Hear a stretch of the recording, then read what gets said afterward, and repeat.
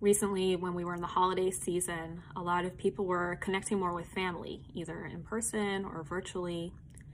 In my practice, I found a lot of clients asking, how do I set boundaries with my family? That's the question we'll be addressing in 5 minutes or less in this week's Small Talk hosted by My Wellbeing. My name is Teresa Thompson. I'm a licensed clinical social worker, and I'm really excited to be your guest host on this topic. My first tip is to know what your needs and your boundaries actually are. Let's say, for example, your brother is calling you every weekday, wanting to talk, wanting to catch up, and you're getting frustrated because taking his calls is, starting to get you falling behind at work. What do you want to ask him here? Do you need to speak with him less frequently? Are you okay with talking daily as long as it's after working hours? Or is it a combination of both? Knowing what your needs and boundaries actually are and how you want the other person to respect them is going to help you have that difficult conversation with your brother. My second tip is to plan and practice what you're actually going to say when you set a boundary with your family member. I hear many clients expressing it can be very uncomfortable setting limits with family, especially parents. Often we feel our parents have done so much for us, we owe it to them to do as they ask.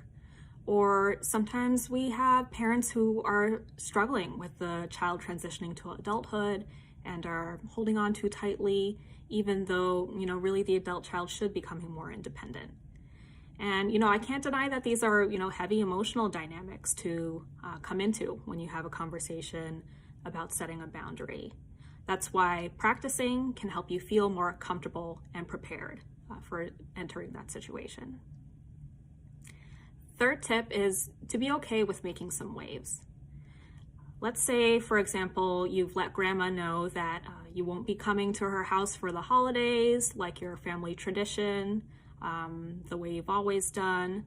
You're going to be staying home and celebrating with your partner instead. Grandma might be upset about this. She might question your reasoning, she might cry, she might act out in some way.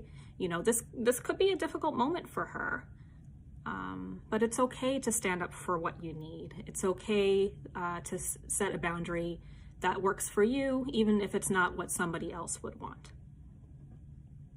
And my final tip is to remember that you're not alone in finding setting boundaries with family to be challenging. I bet if you discuss this with a few of your close friends, you'll find at least one person who has been through similar situations as you. Sometimes our difficulties setting limits with family members are also influenced by our family history or identity. For example, being a first-generation American or being a member of the LGBTQ community. If you think these factors are at play for you, finding support from others who share your experiences or share similar experiences can be really helpful. Thank you so much for joining me today in thinking about how to set boundaries with family. I've really enjoyed sharing these tips with you. If you'd like to learn more about me or my practice, please visit my website, which is teresathompsonlcsw.com. And I hope you found this small talk useful. Please comment below to join our conversation, and please share this video with a friend you think might also like this small talk. Bye for now.